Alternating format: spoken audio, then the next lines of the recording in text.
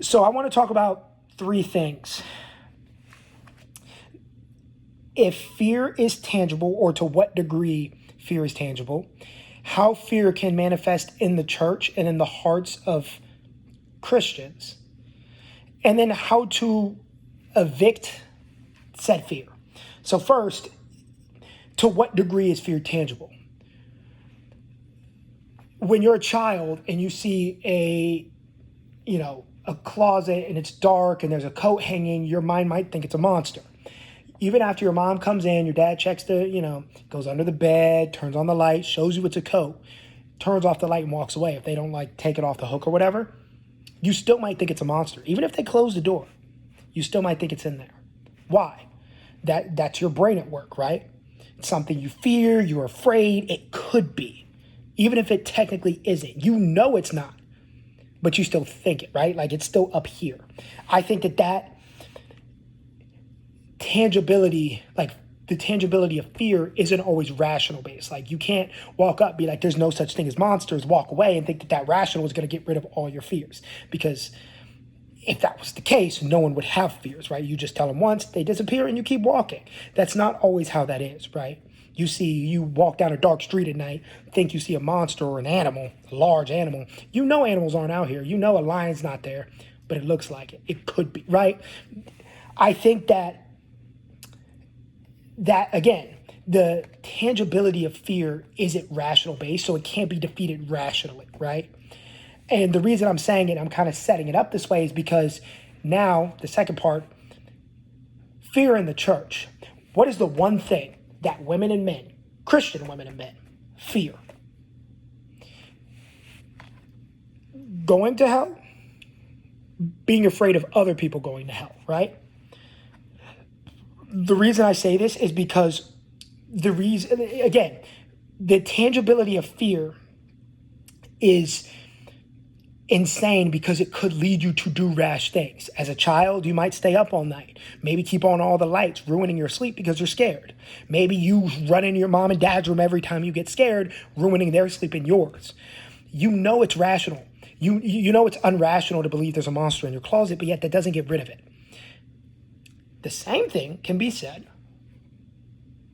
for the certain people in the church, right?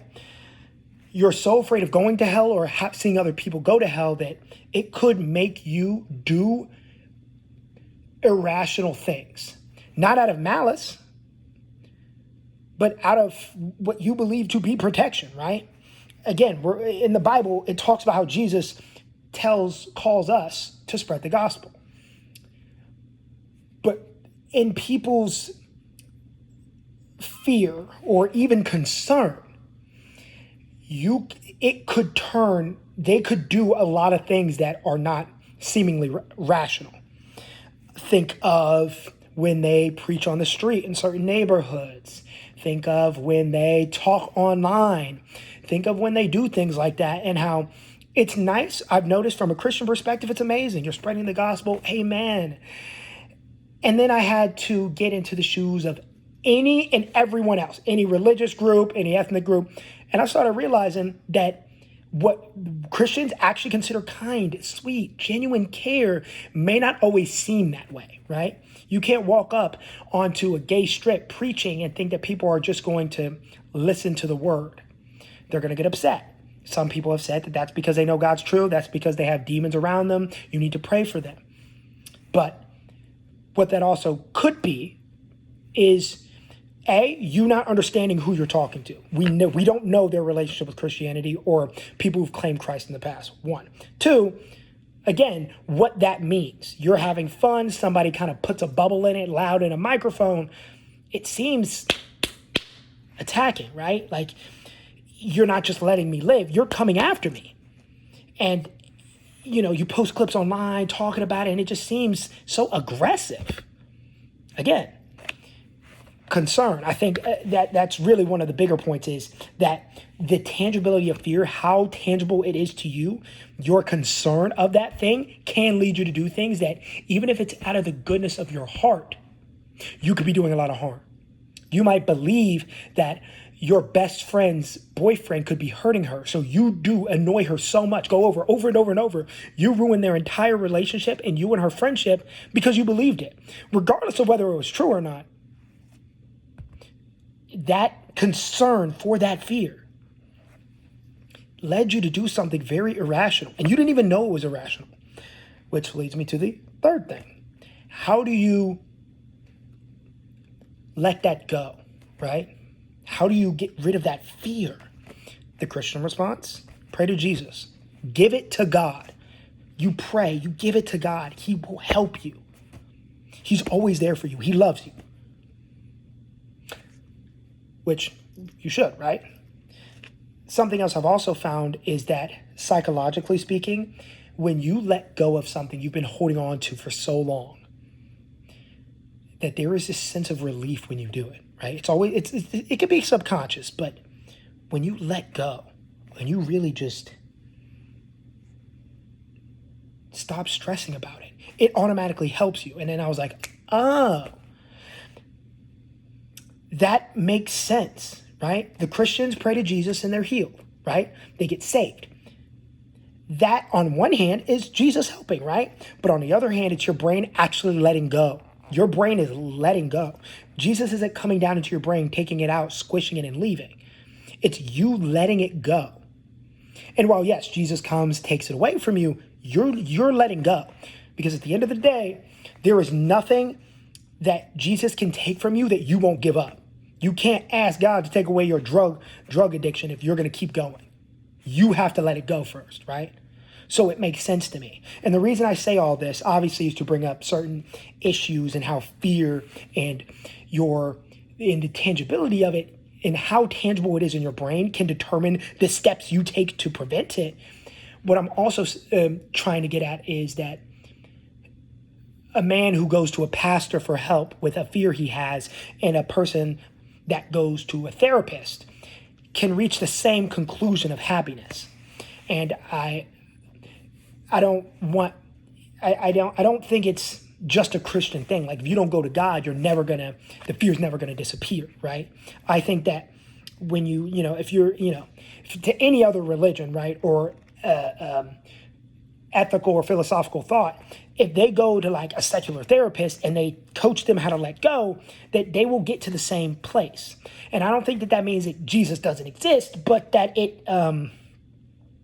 that when you let go, that is the first step to ultimately, that's the first step to not just living a better life, but the first step that eventually could lead you to Jesus, right?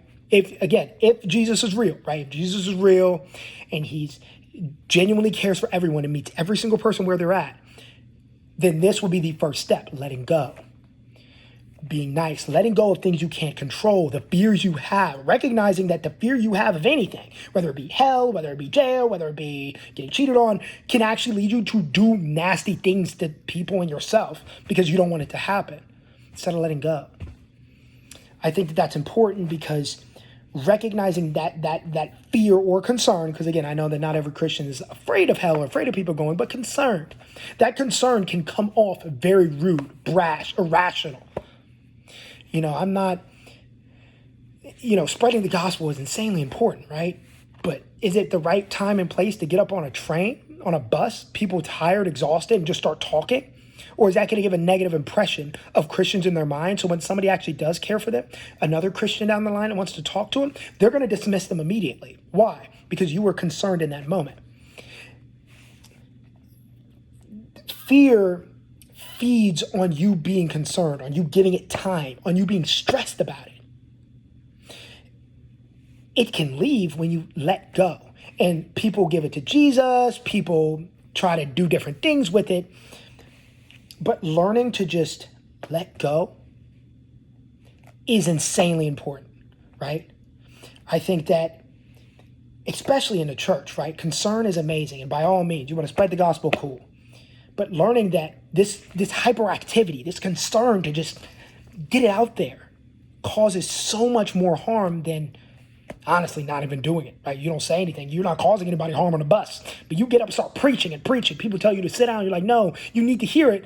You're causing a negative opinion in everyone. And you might not even know it. Like, it's not even like out of malicious intent. You know what I'm saying? This fear sucks, and it's a part of life. But letting go, understanding that, hey, you can't, you can't. There is the Christian philosophy that spreading seeds is what you're doing, right? You talk about Jesus here and there, you plant a seed. But even with planting, when it comes to actually planting, you need to know the soil, you need to plant it correctly, and you need to come back, water it, make sure it's okay. You don't just dip, right? So on a bus, preaching the gospel, that's cool. Are you ever going to see those people again? Probably not. And maybe those words stick with them, maybe they don't. But I think it could cause more harm. And if it could cause more harm, I would rather just take a minute. Unless you're going to be seeing them all the time and you're caring and nice, and even then, I think that it's important just to think.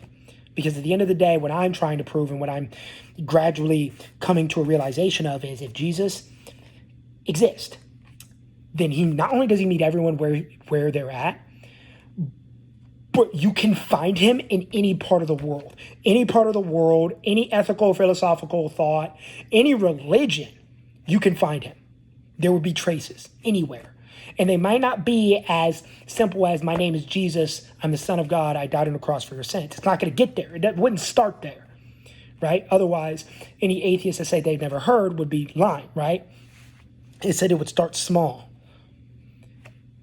Let go of the fears you have in your head. Then we get a little bigger, care for the people, right? Doing nice, good things that eventually could lead you to asking, maybe this Jesus fellow is pretty cool, or maybe you don't think so because you don't like the Christians, right?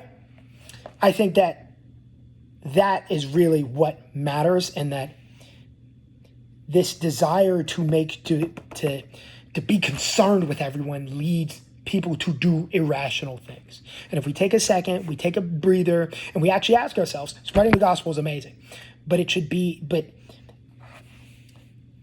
we do need to make sure that we don't come off a monster ourselves. Because at the end of the day, you may be so concerned with a monster, so concerned with protecting your best friend, with protecting your child from the dark, that you end up doing monstrous things that they actually consider you the monster you're talking about. There's a monster in the closet. No, there's not. There's one right here. It's you.